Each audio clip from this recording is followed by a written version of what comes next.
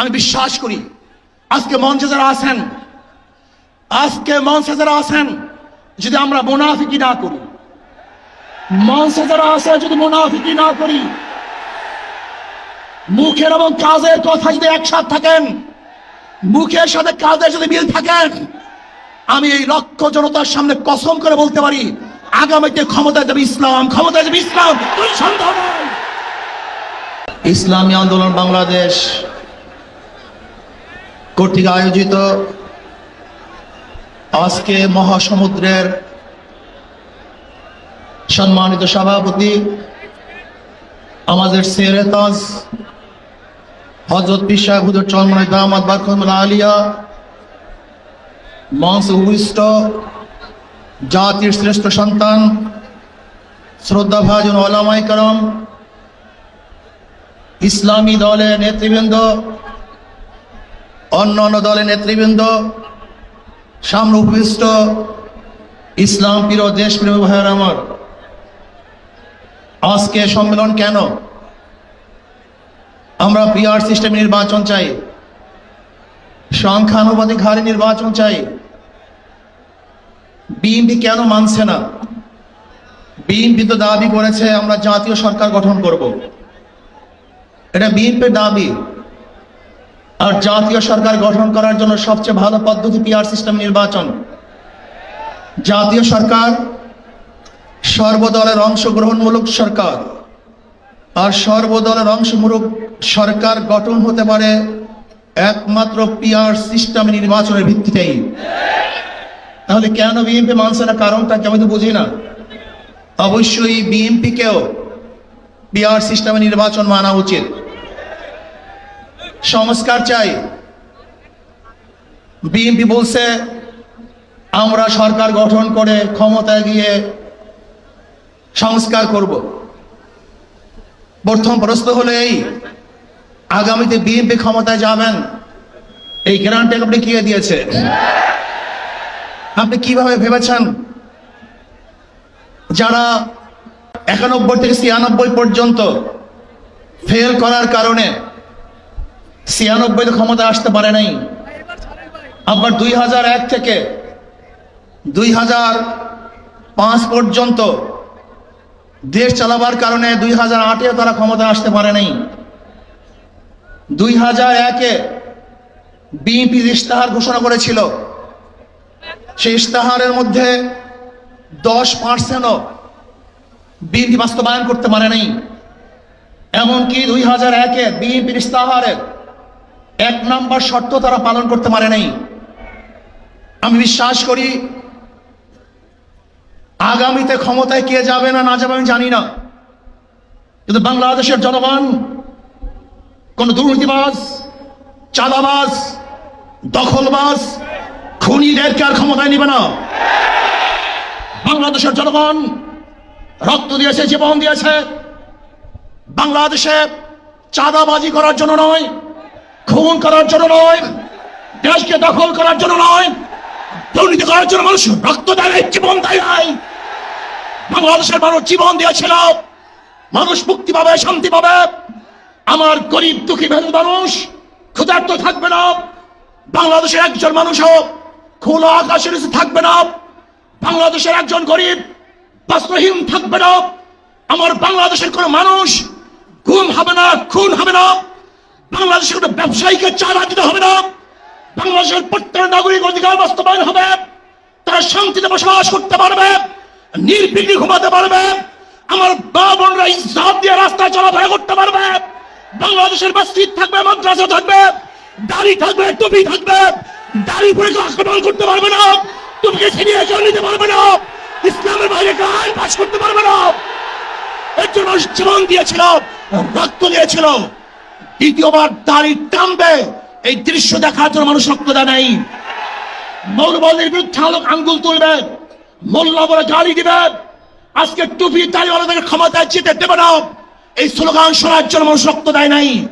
এই দৃশ্য দেখার জন্য বুকের তাজা রক্ত জমিনে ঢেলে দিয়ে মানুষ শাহাদাত বরণ করে নাই, বরং বাংলাদেশের মানুষ শাহাদাত বরণ করেছিল এই জাতিকে মুক্তি দেওয়ার জন্য, কোরআন ও সুন্নাহর আইন বাস্তবায়ন করার জন্য। বাংলাদেশের মানুষ ওই ভারতের গোলামি করার জন্য রক্ত দেয় নাই। বাংলাদেশের মানুষ ভারত আমাদের দেশে কর্তৃত্ব নেতৃত্ব করবে, আমেরিকা আমাদের দেশে কর্তৃত্ব নেতৃত্ব করবে, এর জন্য বাংলাদেশের মানুষ জীবন দেয় না, রক্ত দেয় নাই। বাংলাদেশের মানুষ সাধন, তারা নিজেরা আইন প্রণয়ন করবে, নিজেরা সংসদ পরিচালিত করবে, তারা নিজেদের পায়ে দাঁড়াবে। বাংলাদেশের মানুষ জীবন দিতে পারে কিন্তু কার গোলামি করতে পারে না। তারা ভাইরা আমার, আমি বিশ্বাস করি আজকে মঞ্চে যারা আছেন, যদি আমরা মুনাফিকি না করি, মঞ্চে যারা আছে যদি মুনাফিকি না করি, মুখের এবং কাজের কথা যদি একসাথে থাকেন, মুখের সাথে কাজের যদি মিল থাকেন, আমি এই লক্ষ জনতার সামনে কসম করে বলতে পারি আগামীতে ক্ষমতায় যাবে ইসলাম, ক্ষমতায় যাবে ইসলাম, কোনো সন্দেহ নাই।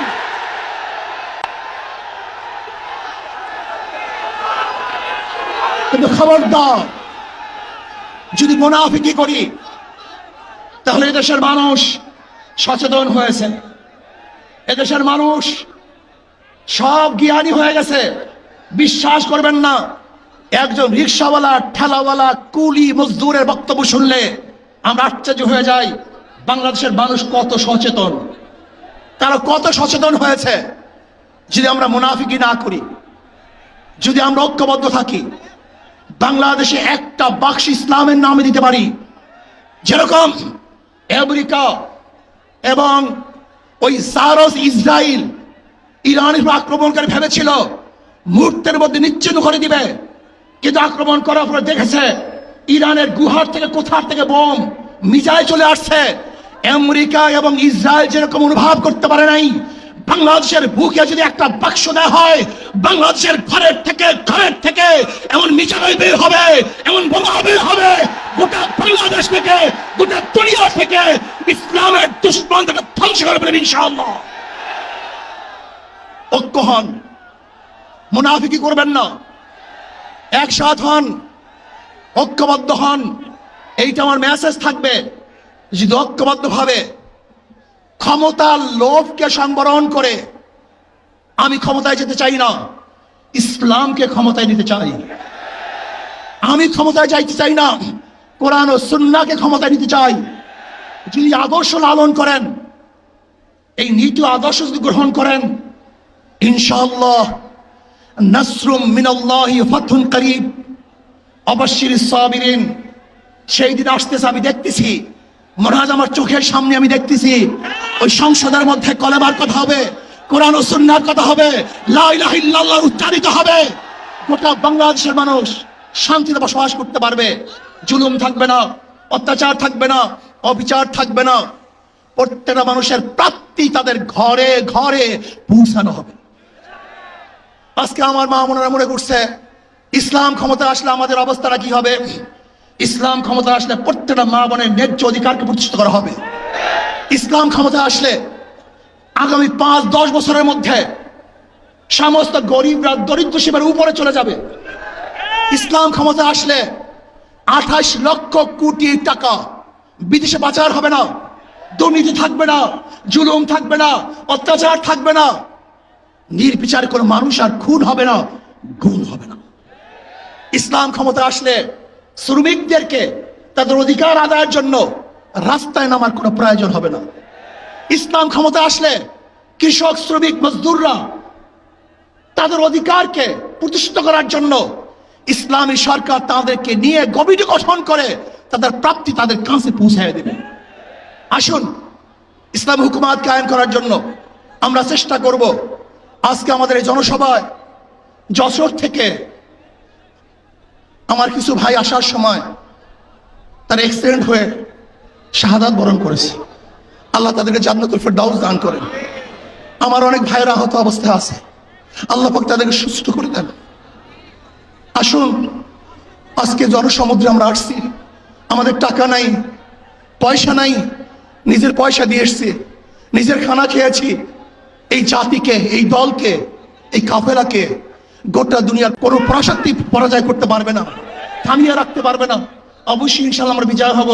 আল্লাহ আমাকে এবং সবাইকে ইসলাম হুকুমাত কায়েম করার তৌফিক দান করেন। আমা আলাইনা ইল্লাল বালাগ।